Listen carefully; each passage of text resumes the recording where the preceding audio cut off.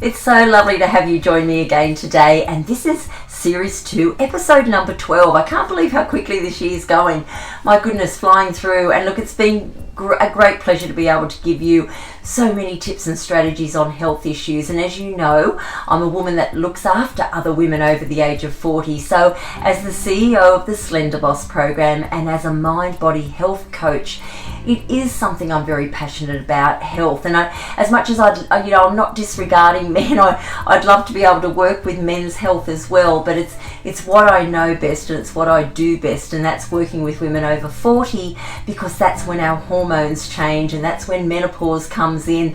And of course, I've gone through it all, I've experienced it all, and I feel like not only have I been 37 years in the fitness industry, that I also now have gone through the menopause thing and actually understand so much more about a woman's body. So of course, that's what I'm out here talking to women about. So look, today's topic is another interesting one, and it's one that I have a lot of people question, and we have a little not an argument, but we certainly do debate. That's the word I'm looking for. We debate the topic of who owes you your health. Okay, now there are people that I speak to that actually, they take zero responsibility for their own health, and they really feel very, very strongly that it's pretty much the government. It could be food manufacturers, and it could be science, and it could be doctors, and it could be people like myself in the health industry. And you know what? To a degree, they are right, because that's what we do in this health and wellness industry. What our goals are is to keep everybody well, keep everybody informed, give everybody the latest research and information. And if we can help people not get unwell or sick permanently, or have a life debilitating disease, or have longevity. If we can help people have longevity and strong muscles and bones, particularly in my industry of health and fitness, and eat well and have a sharp mind and sleep well, these are the things that we're very passionate about. And this is, of course, a responsibility that we do take on. But at the end of the day, we've got to weigh up the percentage of people who are born with a life debilitating disease or health issue. And look, there is no doubt, as you know, there are people who are born, unfortunately, people who are born with health issues. But then there are a greater majority of people who are not. And like myself, being one of the very lucky ones who has come out without a limb missing and without a disease already within my body, I am one of the lucky ones, and I feel I'm very responsible for looking after my own health. That's not to say I'm not going to contract disease. It's not to say I'm not going to be unwell, because as we go through our journey of life, there are ups and downs, and we do, contract illnesses along the way. Some of them are minor, some of them are major. And wherever you are on your journey in life, hopefully you will understand what I'm talking about. But again, at the end of the day, no matter where any of us are, I do believe we do need to first and foremost take responsibility for our own health. Now, one of the major diseases, I guess, that are around in the world today is type 2 diabetes. Now, it's unfortunately so ripe everywhere in the world, and here in Australia, statistically, 1.2 million people are actually diabetics. Okay, 1.2 million people. In the UK, it's 3.2 million people, and in the US, it's 29.1 million people who have got type 2 diabetes. And type 2 diabetes is something that we don't have to have. Okay, so this is where I'm saying, are we responsible for taking our own health into our own hands? Because with type 2 diabetes, what we're looking at is we're needing to look at the foods we eat. We're needing to look at the lifestyle we live. Are we moving our body enough? Are we sleeping? How much fats, trans fats, are we putting into our diet? These are the things that create type 2 diabetes. They're habits that we've formed over time. So we need to be prepared to stand up and, as I say, take control of who we are and the choices we make. Now, Having said that, I'm not disregarding those people who are out there who have tried everything and cannot control their situation and therefore need to be medicated, or they live with something that is debilitating. Okay, that is going to happen. But again, at the end of the day, I know many people that have, there's people with Parkinson's, and there's people with multiple sclerosis that I know, and there's people with so many disease, cancers, all of those.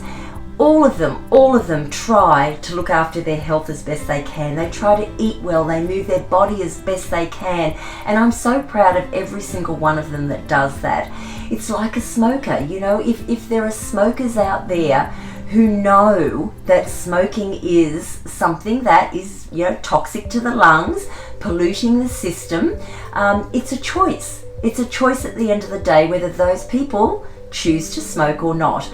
And of course, I can't change any of those things. None of us can in the health industry. We can only inform and advise and let people make their own choices and decisions, and that's what it's all about. But it's really about prevention. If we can have a prevention strategy, if we can look at ways that we, again with the knowledge that's out there, and if we can look at ways of preventing things, then prevention's got to be better than needing medication for curing.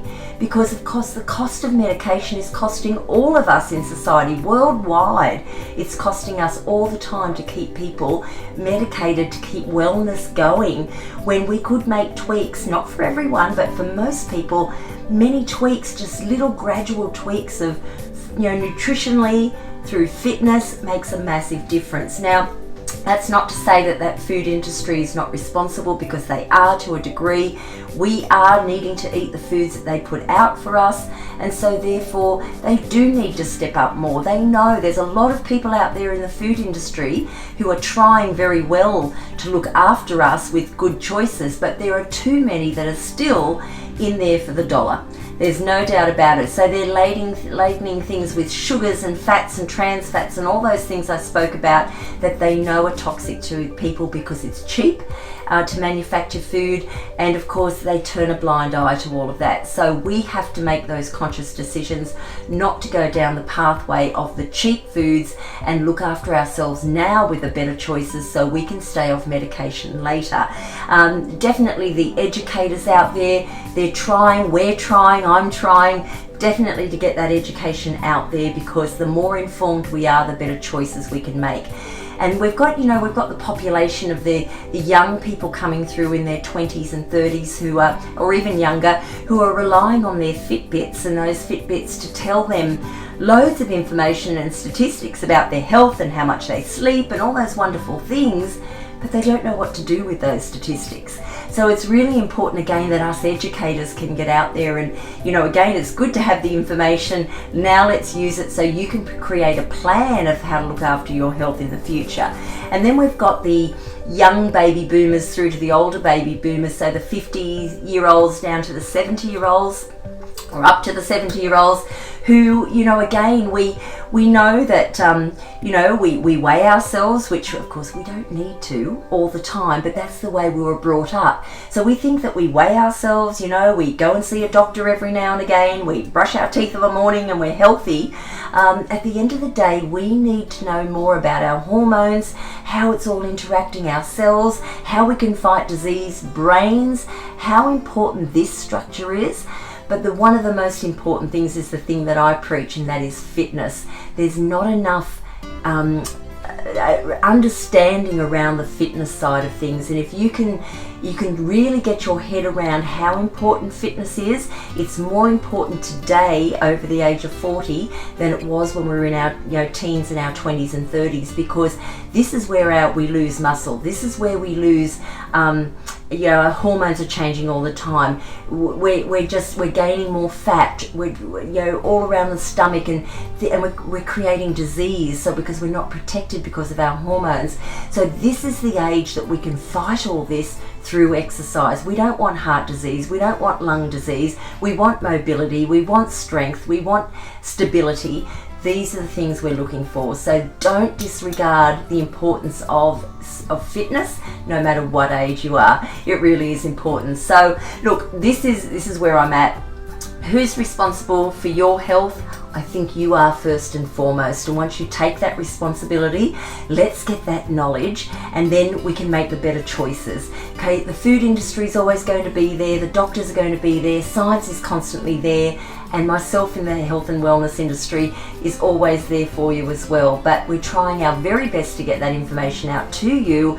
But again, let's have a look at the choices that you're making, and I hope that's been helpful today. So just have a think about your health journey to this point. How much do you really know? How much still do you want to know? You know, have you got a Fitbit? Do you know what to do with that information?